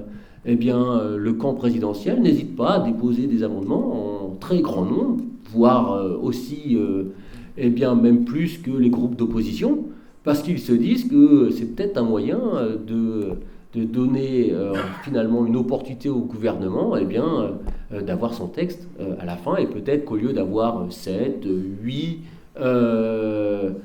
49 alinéa 3 activés, on n'en fera qu'un à la fin. Et on pourra dire, on s'appuie sur le texte du Sénat, et finalement on est obligé de le faire parce que l'Assemblée nationale n'est pas raisonnable, et on a travaillé avec les hommes adultes, comme on a pu entendre, par exemple dans l'élection américaine, dans la Chambre, et donc c'est la raison pour laquelle on a utilisé ce 49 alinéa 3. Alors, vous le voyez, une mutation possible, il ne faut pas qu'elle aille trop loin. Il n'est pas certain qu'elle soit durable, non plus cette mutation. Pourquoi ? Parce qu'on est dans des circonstances particulières. On a un président, qui fait son 2e mandat. Donc, il n'y a pas de réélection derrière attendue, puisqu'on a limité le cumul des mandats dans le temps à 2 mandats consécutifs. Il faut aussi voir que cette interprétation des institutions, elle est aussi suspendue au fait qu'on ne peut pas utiliser la dissolution. Donc les parlementaires savent que pendant un an, ils peuvent finalement faire ce qu'ils veulent, sans avoir une épée de Damoclès sur la tête. Donc ça, c'est aussi à prendre en compte. Peut-être qu'au bout d'un an, il y aura d'autres attitudes adoptées dès lors que le président de la République aura de nouveau cette arme entre les mains. Vous ne pouvez pas non plus avoir de réforme constitutionnelle, donc on ne peut pas changer les règles du jeu pour qu'elles nous arrangent, comme ça a été par exemple contre la cohabitation en 2000. On s'était dit la cohabitation revient trop souvent, il faut l'éradiquer, même si on se rapproche de la lecture originelle de la Ve République. Là, on n'a pas cette arme-là parce que politiquement, il n'est pas possible d'activer et que ce texte-là puisse avoir l'assentiment des deux assemblées. Peut-être la réforme du scrutin, peut-être une réforme du scrutin qui pourrait conduire finalement à acter cette mutation, puisqu'il a été évoqué dans la déclaration de politique générale, eh bien qu'on puisse passer du scrutin uninominal majoritaire à 2 tours au scrutin proportionnel. Et donc peut-être qu'en changeant le mode de scrutin, comme ça a été par exemple pour l'élection présidentielle, on a changé de mode de scrutin et on a eu une nouvelle interprétation de la Constitution, eh bien peut-être qu'en changeant ce mode de scrutin, eh bien ça changera de nouvelles pratiques. Mais encore là, il faut prendre des pincettes. Pourquoi ? Parce qu'en 85, on est aussi passé à la proportionnelle, on a élu les députés à la proportionnelle en 86, et en 86, on a changé après le mode de scrutin. Donc vous voyez cette mutation, finalement, même si on arrive à une modification du scrutin, eh bien, elle peut n'être que temporaire. Et puis pour terminer, moi derrière, il y a peut-être une autre évolution, une autre mutation qui m'inquiète davantage. C'est peut-être un glissement vers ce qui pourrait être un régime autoritaire. Pourquoi ? Eh bien parce qu'on a eu un gouvernement qui n'a pas été contrôlé pendant plusieurs semaines. À partir du 9 juin, vous n'aviez plus l'Assemblée nationale et le Sénat avait arrêté ses travaux. Le gouvernement a été démissionnaire, donc vous ne pouviez plus voter une motion de censure contre lui. Vous n'allez pas tuer déjà un mort-vivant, il est déjà mort. Donc comment voulez-vous le faire autrement ? Voilà, donc il n'y avait plus d'intérêt à voter une motion de censure, et puis vous ne pouvez pas non plus voter une motion de censure, dans la mesure où l'Assemblée nationale, eh bien, premièrement, il fallait la reconstituer, et puis deuxièmement, ensuite, eh bien, il fallait encore qu'elle puisse siéger. Or, le président de la République, le gouvernement Barnier n'a pas fait de demande particulière pour qu'il y ait une session extraordinaire et qu'on active plus souvent ce gouvernement Barnier. Et surtout, le président nous a dit qu'il pouvait mettre plus de 2 mois, 51 jours de gouvernement démissionnaire pour choisir un Premier ministre et un gouvernement. Donc, le prochain qui aurait des velléités plus autoritaires d'un président, eh bien, il pourra toujours s'appuyer sur ce président-là, sur ce précédent-là. Il pourra dire, eh bien, moi aussi, je mets 2 mois. Alors, on dira, il y a l'excuse des JO. D'accord, très bien. Je ne crois pas que la Constitution dise on peut prendre 2 mois pour nommer un gouvernement parce qu'on a JO. Voilà, c'est parce qu'on a piscine dans la Seine. Non, ça ne marche pas du tout non plus. Voilà, donc il n'y a pas cette condition-là prévue. Donc le président en place trouvera bien évidemment une autre justification pour le temps à nommer un gouvernement. Et entre-temps, bien personne ne contrôlait véritablement les décisions qui avaient été prises. Donc, ça pose ici une véritable difficulté. Et puis aujourd'hui aussi, on a une autre musique. C'est la possibilité peut-être d'utiliser l'article 16 pour faire adopter le budget si l'Assemblée nationale, le Parlement, ne se prononce pas. Autrement dit, que le président puisse réunir tous les pleins pouvoirs, et notamment dans sa main pour adopter un budget et donc conduire, parce qu'il y aurait une menace grave et immédiate sur les institutions, parce que le fonctionnement pourrait être interrompu des institutions puisqu'on n'aurait plus le budget pour les faire fonctionner, et donc trouver justement l'utilisation de l'article 16, et forcément si on fait déjà ce précédent-là, eh bien d'autres pourraient alors s'engouffrer dans la brèche pour dire finalement on peut utiliser l'article 16 dans d'autres circonstances que une atteinte à l'intégrité du territoire. Donc vous voyez, ça pose tout de même des difficultés, et on a eu des collègues qui ont fait un crash test. Vous savez ce qu'ils font pour les banques ? Eh bien, ils ont fait ça avec la Ve République. Laurent Pech et Sébastien Platon, 2 professeurs, et avec d'autres collègues, ils ont fait un rapport qui est accessible sur Internet, et ils ont essayé de soumettre à ce test la Ve République, au cas où il y aurait un choc autoritaire. Et ils nous disent, finalement, on n'est pas aussi bien qu'on pourrait le penser, Et que les exemples que l'on a connus au début 2020 avec la Hongrie, avec la Pologne, avec la Roumanie, finalement, on n'a pas autant de protection qu'on pourrait le penser. Donc, vous voyez, avec ces précédents qui ont été créés dans cet espace-là, peut-être qu'on aurait une autre mutation d'une Ve République cachée, et que d'autres pourraient ressortir au moment venu. Sur ces considérations optimistes, je vous laisse la parole.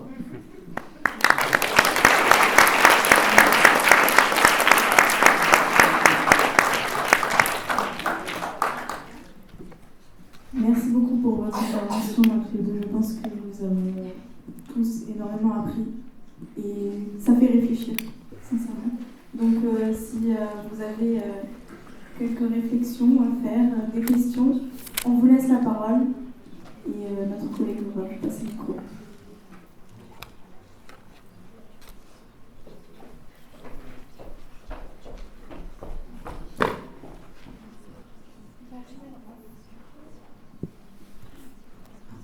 Bonsoir, merci beaucoup pour votre conférence. J'avais une question pour vous, Florian. Vous disiez, si je ne me trompe pas, que pour vous, le fait qu'il y ait un gouvernement démissionnaire pendant autant de temps, c'était un symptôme peut-être d'un glissement vers un régime plus autoritaire.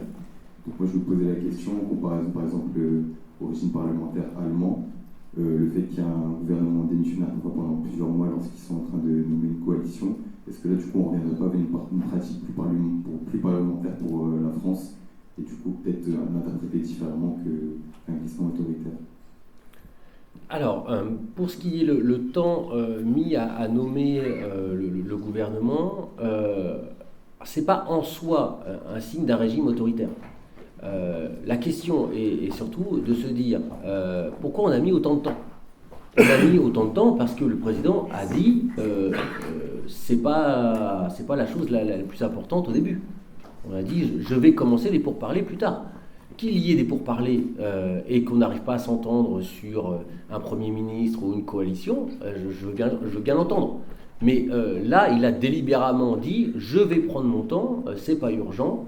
Donc voilà. Et donc c'est plutôt ce temps-là que j'ai du mal à comprendre. Pourquoi il a cette position-là et je vois pas l'excuse en fait de dire c'est les Jeux Olympiques. Je crois que quand il décide de dissoudre, il sait qu'il y a les Jeux Olympiques qui vont arriver. Donc il aurait, alors sauf s'il n'a pas imaginé qu'il puisse perdre, mais dans ce cas-là, ça pose une difficulté. Voilà. Déjà, il n'est pas clairvoyant. Et ensuite, donc, véritablement pour moi, c'est le fait d'attendre et de mettre autant de temps. Peut-être qu'il aurait pu avoir une autre utilité, c'est-à-dire, moi je nomme le premier, et puis c'est au Parlement de choisir, finalement. Et puis en fonction de ce que dira le Parlement, je changerai. Il n'a pas eu cette attitude-là. Voilà.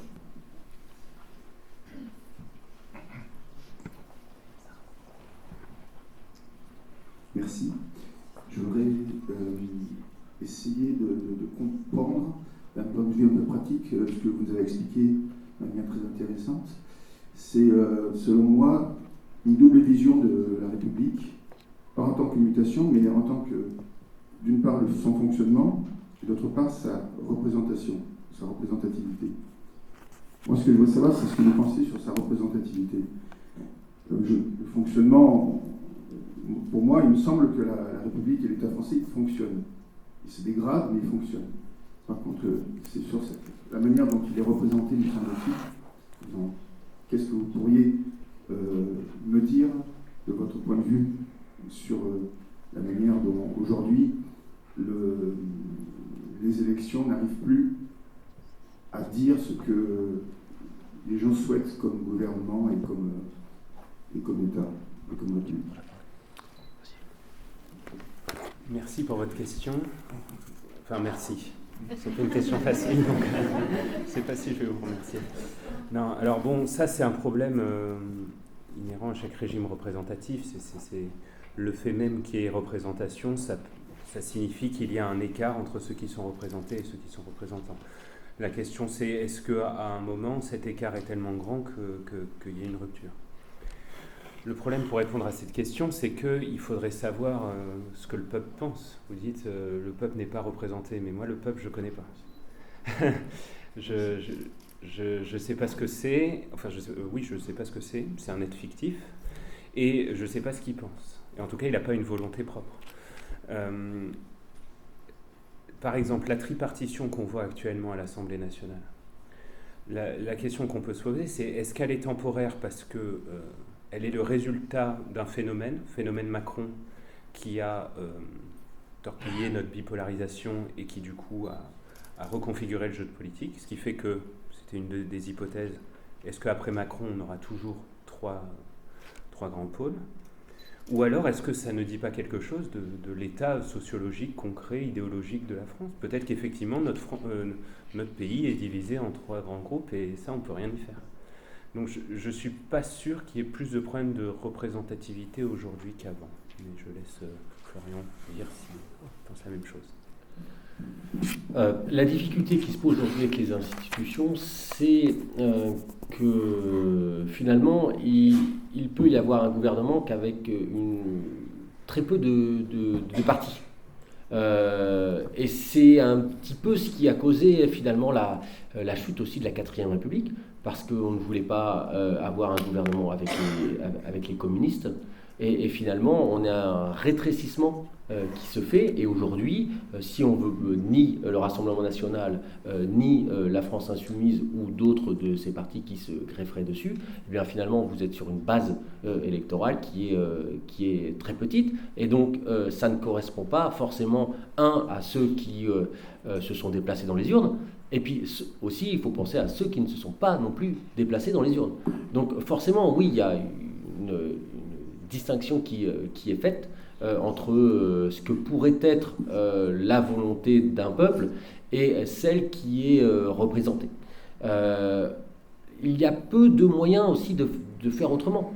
La possibilité, c'est d'aller justement, vous parlez de représentativité, lorsqu'on parle de députés ou de sénateurs, on parle plutôt de représentation, c'est-à-dire vous n'êtes pas obligé d'être un médecin, par exemple, pour pouvoir voter des lois sur la santé. Vous voyez, vous n'êtes pas obligé d'appartenir à une catégorie socio-professionnelle pour pouvoir exprimer votre volonté. Et c'est la raison pour laquelle les députés, les sénateurs, eh bien, on leur garantit une liberté, une indépendance. Voilà. Vous avez en revanche une représentativité qui est cherchée aujourd'hui avec les conventions citoyennes. Et on essaye de greffer avant ces conventions citoyennes, avant l'intervention du Parlement. On l'a vu pour la Convention citoyenne pour le climat, on l'a vu avec la Convention citoyenne sur la fin de vie, en espérant justement qu'il puisse y avoir d'autres mesures qui émergent parce qu'on a une autre composition d'un corps. Donc qui formule des mesures. La difficulté, c'est qu'après, ces mesures-là, elles ne sont pas forcément reprises par les parlementaires. J'ajoute juste une toute petite chose. Effectivement, alors, on peut aussi s'intéresser au mode de scrutin. C'est-à-dire le scrutin majoritaire à 2 tours, on le sait, ça distord en partie la représentativité, et on pourrait dire qu'il serait beaucoup plus représentatif de tout passer à la proportionnelle. Néanmoins, si on passe tout à la proportionnelle, on sera dans une situation où on a besoin de coalition. Et donc là aussi, il faudra faire des compromis. Et donc de toute façon, il y aura des insatisfaits en fonction de comment ces coalitions se forment. Donc la proportionnelle pourrait aussi être une solution, mais c'est une solution imparfaite. Et puis la proportionnelle, pour vous dire, pour abandonner donc le scrutin uninominal majoritaire à un tour pour la proportionnelle, c'est une solution qui est souvent proposée. Sauf que derrière le mot proportionnel, vous n'avez pas qu'un système en fait, vous avez des proportionnels. Et ça change tout. Le corps qui va être la composition de l'Assemblée nationale en fonction des règles que vous allez choisir, si vous prévoyez un seuil à 1% ou à 5% des voix, si vous donnez une prime à la majorité, si vous utilisez différents modes de calcul, bien finalement vous pouvez avoir une autre assemblée qui est quand même très différente. Là, ce qu'on n'a pas, c'est qu'on n'a pas, en fait, eh bien des hommes politiques qui font de la politique. C'est-à-dire, oui, je fais des compromis. Je ne peux pas imposer mon programme. Donc, quel point je trouve indispensable, et je tiens à ce point-là, et quels d'autres points je peux sacrifier. Voilà. Ces compromis ne sont pas là. Donc, tant que vous n'arrivez pas à faire des compromis, alors certains vous disent c'est la faute du mode d'élection, parce qu'on est sur un mode de confrontation. Oui, peut-être que c'est. D'autres nous disent que c'est pas dans notre culture. Je ne sais pas si c'est véritablement ces raisons-là, mais en tout cas, il me semble que les politiques devraient être amenés à faire quelques compromis, quitte à abandonner certains aspects et quitte peut-être aussi à perdre des électeurs. Je voulais bien dire représentation et non pas représentativité, mais vous avez corrigé de vous-même. Juste avant qu'on continue, on a une question dans le chat de Aurélie, si je ne me trompe pas, je vous remercie tous les deux pour vos interventions. Donc, elle dit « On s'alarme parfois beaucoup sur les possibles glissements autoritaires de la Ve République pour vous. Le risque procéderait du coup plutôt de la pratique politique actuelle plutôt que de la Constitution telle qu'elle est écrite. Est-ce que la mutation dans cette direction s'expliquerait par un changement de la pratique politique ou par les changements qu'a suivi la Constitution autour des dernières décennies ?» Alors, moi j'ai une collègue qui vient d'écrire, qui était à Paul Valéry, Carolina Cerda-Guzman, et qui vient d'écrire un ouvrage qui paraîtra sur la fabrique citoyenne de la Constitution, et elle nous dit finalement, il faut arrêter de bricoler. On n'a pas arrêté de bricoler la Ve République, et donc il faut en écrire une nouvelle, et si on veut en écrire une nouvelle, il faut nécessairement passer par une écriture citoyenne de la Constitution. Donc vous avez ce premier versant de dire on a déjà essayé de faire des révisions et finalement le logiciel est toujours le même. Le logiciel est toujours le même et elle utilise un auteur argentin notamment qui nous dit la salle des machines est cassée, elle tourne à l'envers, donc il faut arrêter d'essayer de réparer un peu plus de Premier ministre, un peu plus de président. Il faut changer à l'inverse. D'autres, comme vous pouvez avoir le constitutionnaliste Benjamin Morel, qui vous dit non, surtout pas, il ne faut pas écrire une nouvelle constitution, que dans tous les cas, on ne saura pas ce qui leur ressort. Je pense qu'il faut réussir encore à essayer de perfectionner cette Ve République, on va y arriver. Voilà. Il y a deux camps. Aujourd'hui, c'est pareil dans les cas politiques. Vous prenez la France insoumise, elle veut une Ve République, avec une Sixième République, avec une assemblée constituante. Et de l'autre, certains vous pensent que certaines révisions, alors vous avez des révisions qui ont plus ou moins l'assentiment, mais vous avez par exemple la droite qui a proposé un bouclier constitutionnel qui puisse empêcher que puissent produire des effets les jurisprudences européennes, que ce soit la Cour européenne des droits de l'homme ou la Cour de justice de l'Union européenne, parce qu'ils voient ici le mal ici dans ce droit externe. Voilà. Donc vous avez deux camps. Personnellement, je n'ai pas encore choisi. Je suis suisse. Juste pour ajouter une petite chose sur la question de, en gros, est-ce que c'est la faute du texte ou est-ce que c'est la faute de la pratique ? Alors c'est une question complexe parce qu'à partir d'un certain temps, la pratique devient tout autant constitutionnelle que le texte et c'est difficile de distinguer entre les deux. Ce qui est sûr, c'est que dès le début, la constitution de la Ve République a été critiquée pour ses risques de dérive autoritaire. Et ça a tenu à une personnalité, celle de De Gaulle. C'est la phrase que vous avez peut-être vue dans une conférence de presse où De Gaulle dit ce n'est pas à 74 ans que je vais commencer une carrière de dictateur. C'est parti de cette confiance-là en humain. Donc je pense qu'il y a quand même certaines dispositions de la Constitution qui sont risquées. Et dernière chose, parce que je souscris à ce qu'a dit Florian, quand on pense aux institutions, quand on pense à la Constitution, il faut toujours penser au pire des scénarios. C'est-à-dire il ne faut pas penser à la Constitution quand c'est votre copain qui est président de la République. Il faut penser à la Constitution comme si c'était votre ennemi qui était au pouvoir. Et qu'est-ce qu'il pourrait faire ? Et ça, c'est pas de moi, hein, c'est Benjamin Constant qui dit il faut toujours penser au pire.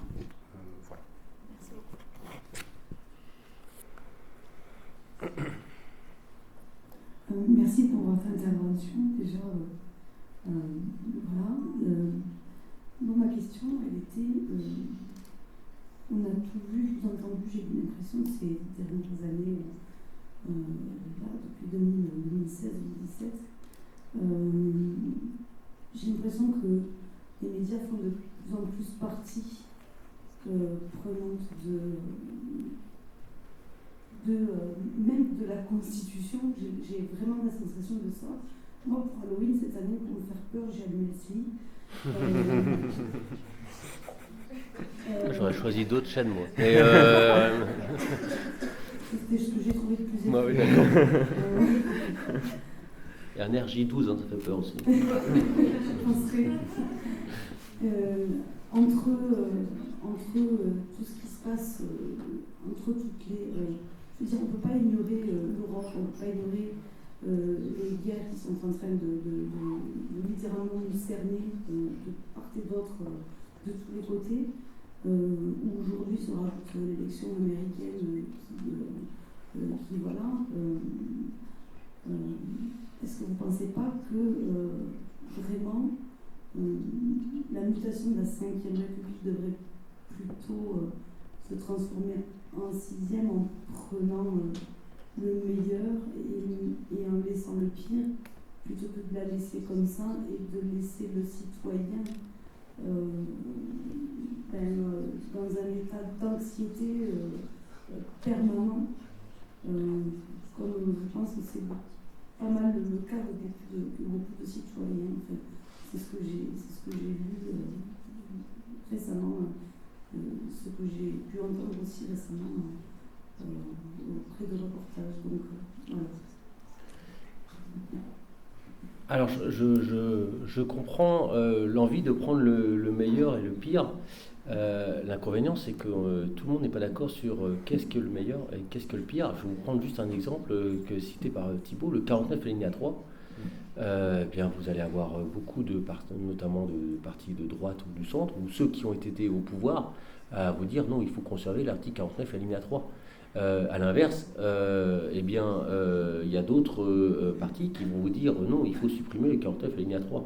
Et vous avez même certains partis qui ont changé d'idée ou d'homme politique. Le premier d'entre eux, c'est notamment François Hollande, qui avait parlé de déni de démocratie lorsqu'il était dans l'opposition.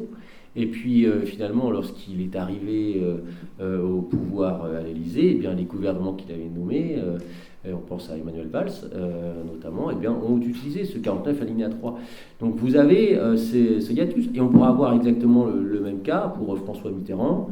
François Mitterrand a écrit le coup d'État permanent contre le général de Gaulle en 1964. Et puis quand il arrive en 1981 élu à l'Élysée, il se dit que finalement il va peut-être reprendre l'habit du général et que c'est peut-être lui qui a mieux mis le costume de tous les autres présidents.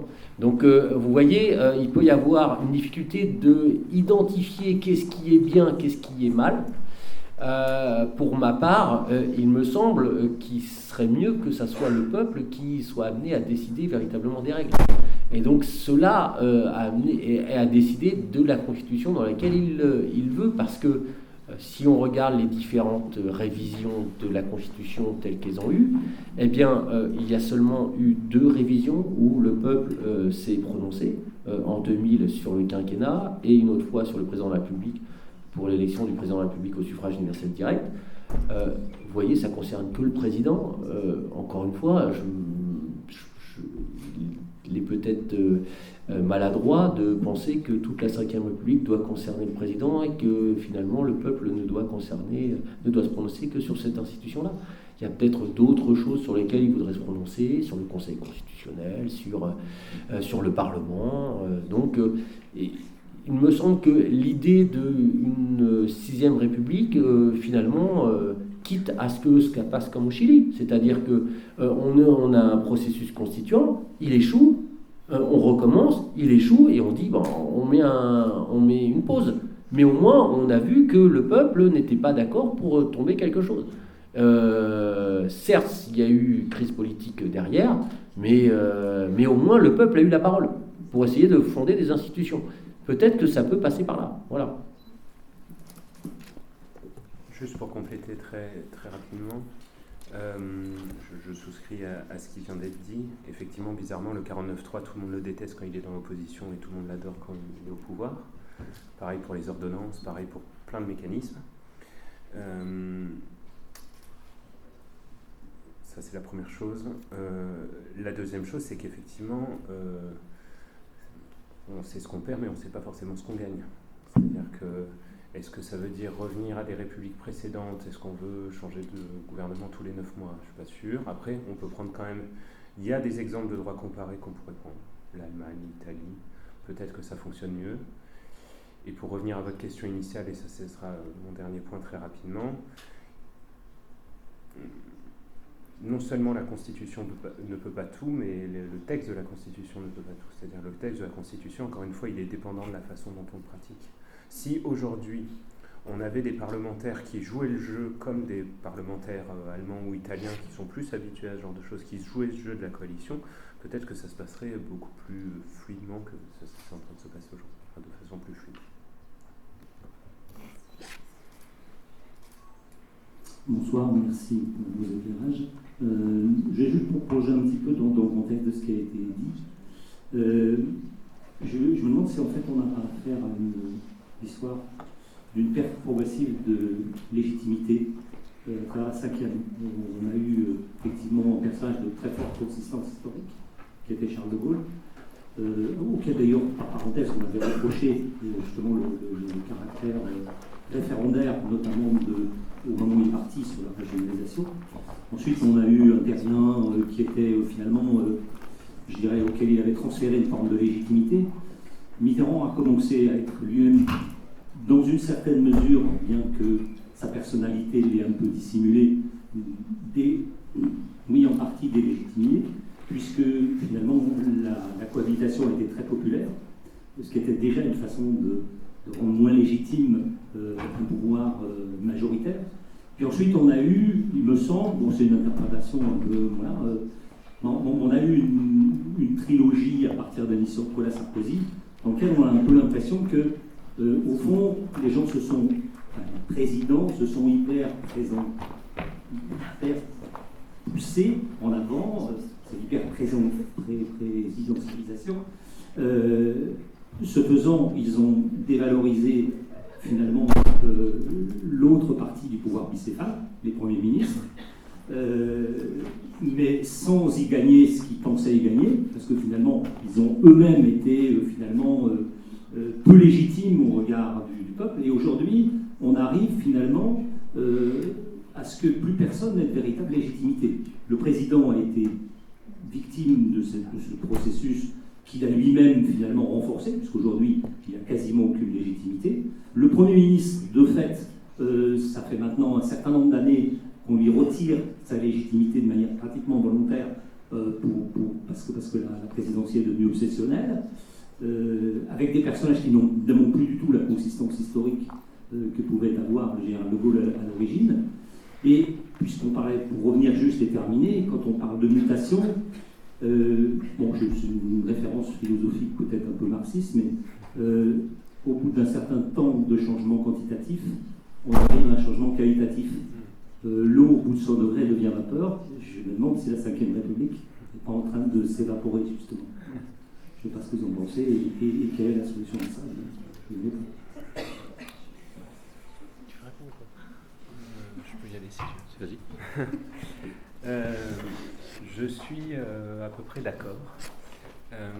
Alors effectivement, le début, il y avait vraiment cette idée de... C'est Max Weber qui parle de ça, il parle de légitimité charismatique. Il y a certains régimes politiques qui tiennent au charisme, à l'incarnation dans un homme.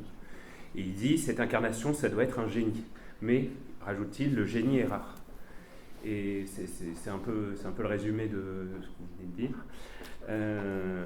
Effectivement. Alors, perte de légitimité.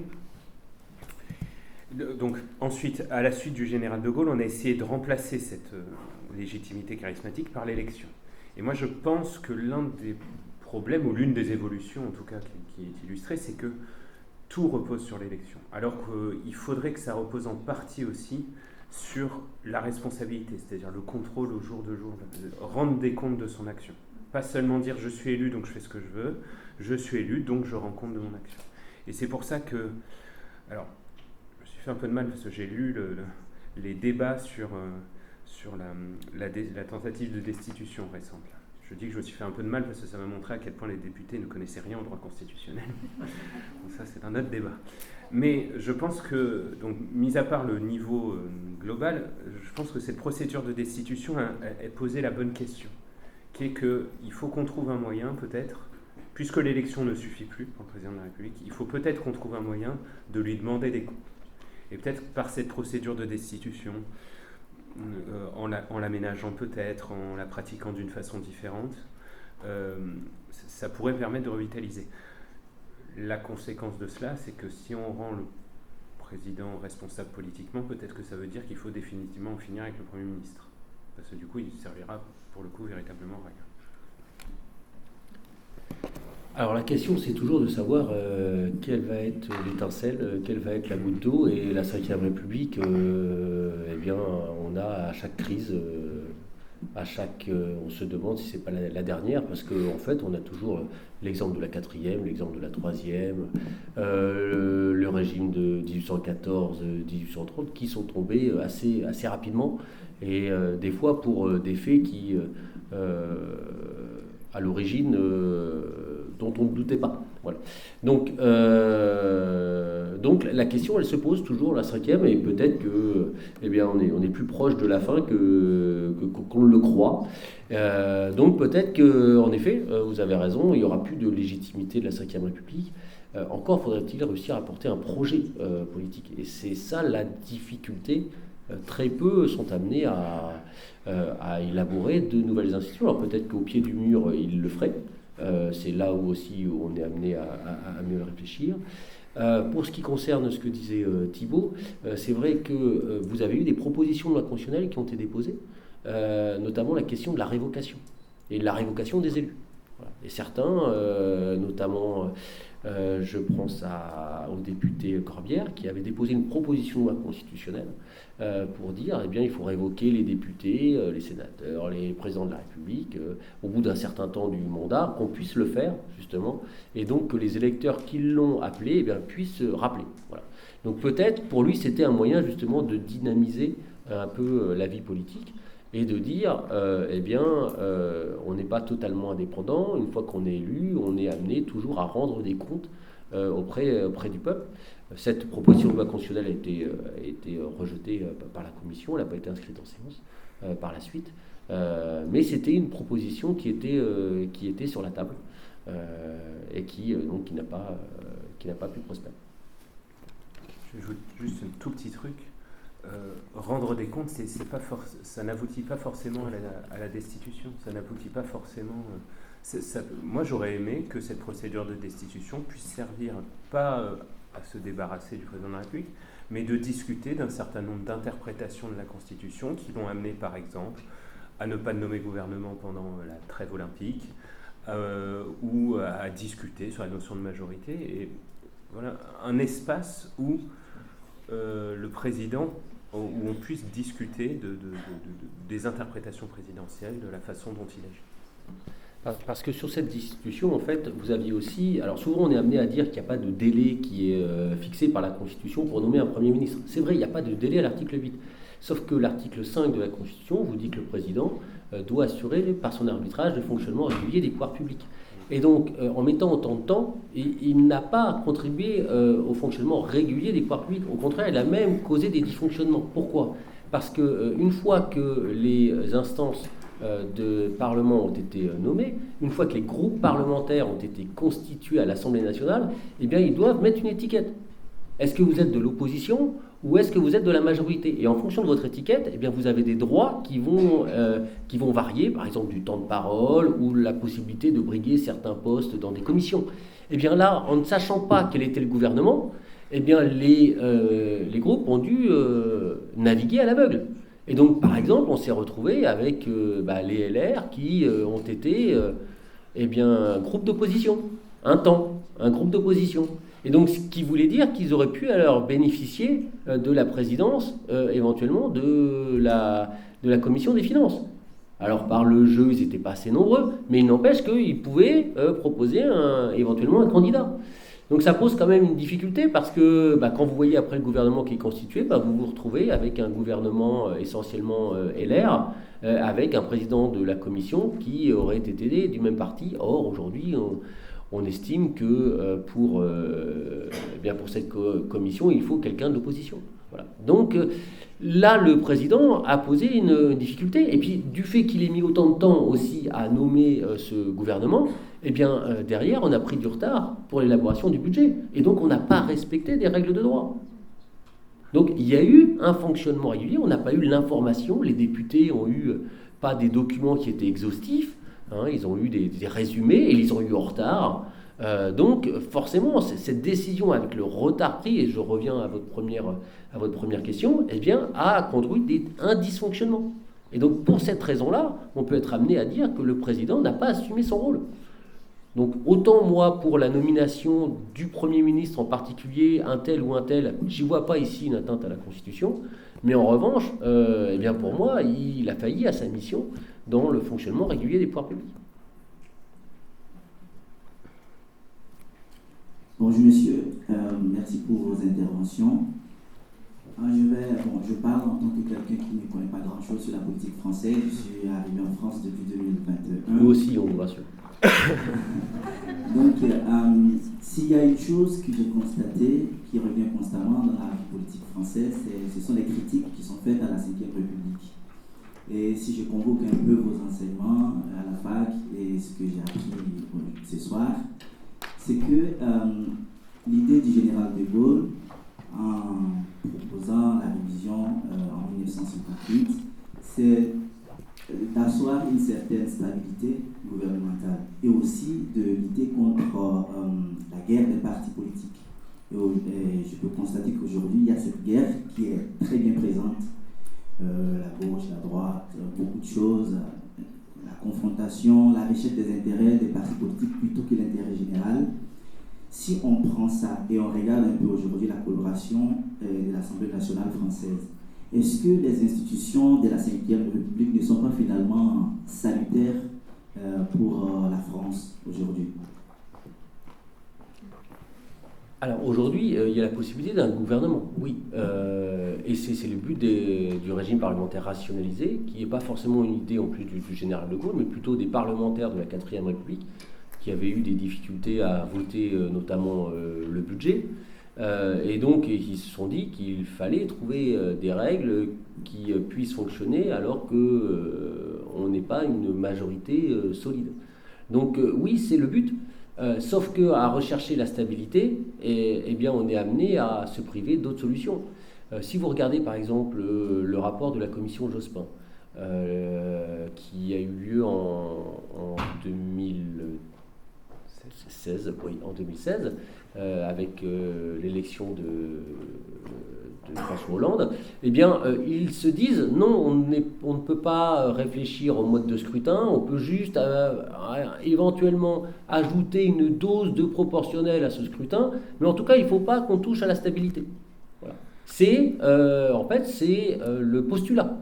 La stabilité, il faut pouvoir que le gouvernement puisse, dans tous les cas, gouverner, puisse être amené à maîtriser le Parlement. Donc, on est amené, par principe, à se priver de certaines solutions au prix de cette stabilité. Et donc, pour moi, il me semble que ça biaise un petit peu la réflexion. Juste, on va passer à la dernière question, parce qu'on va rendre la salle dans 10 minutes et personne ne veut dormir là, je pense. Elle est très confortable, mais pas à ce point-là. Donc voilà, la dernière question, je suis désolée. Bonsoir, merci pour vos interventions. Moi j'ai une question pour M. Carrère, ça va être rapide. Donc, dans le cadre de votre partie sur le changement depuis la domination, vous avez expliqué qu'on avait un fameux troisième cas avec le gouvernement, le président et l'Assemblée nationale de partis politiques différents. Et vous avez parlé d'une forme d'instabilité. Qu'est-ce que vous entendez par instabilité sous le mandat macronien, sur la fin de son mandat? Oui, qu'est-ce que c'est ça? En fait, par quoi vous traduiriez les possibles instabilités qui se développent?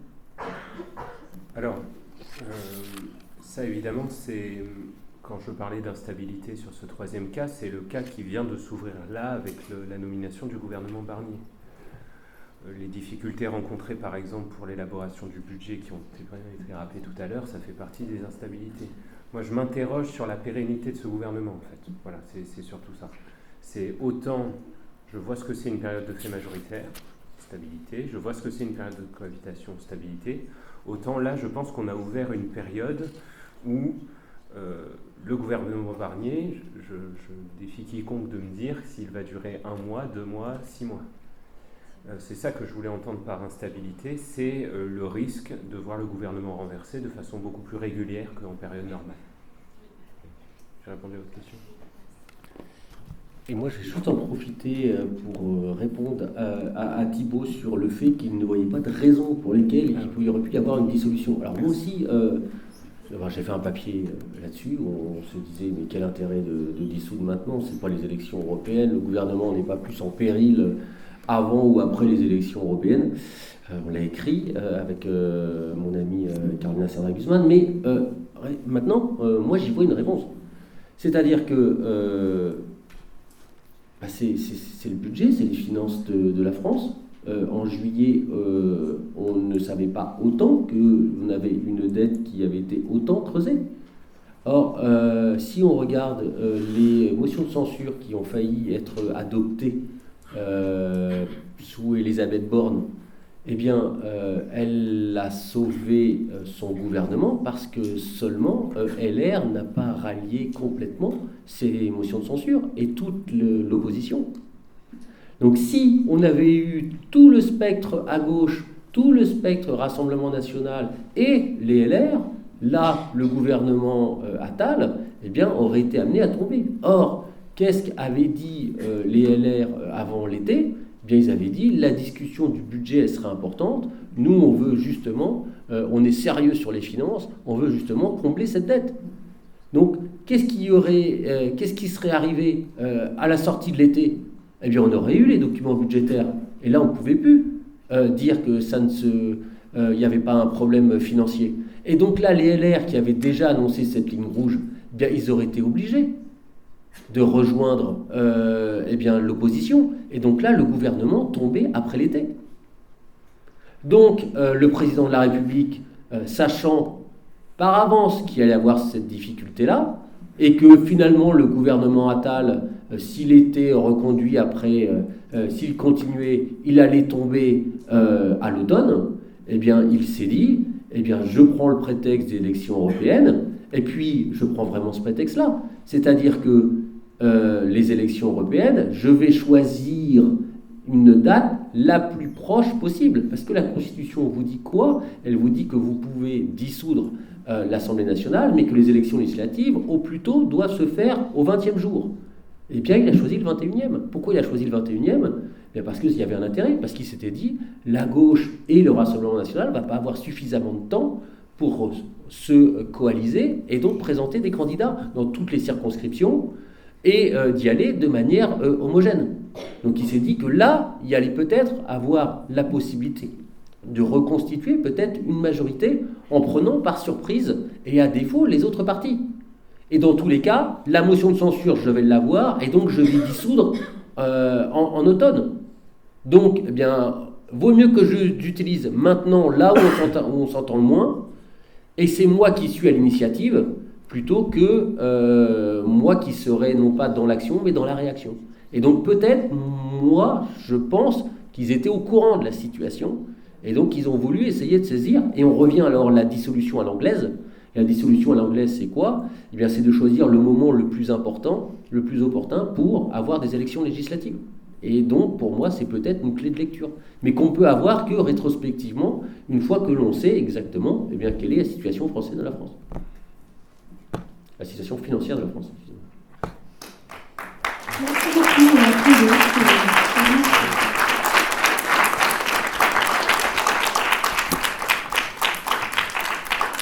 Donc, pour clore cette conférence, j'aimerais tout d'abord vous remercier, vous, messieurs, dames, d'avoir assisté à cette conférence, autant en réel qu'en présentiel qu'en distanciel sur Zoom. J'aimerais bien évidemment remercier monsieur Savonito et monsieur Carrère, pour avoir animé cette conférence. Ça nous a fait très plaisir de vous avoir.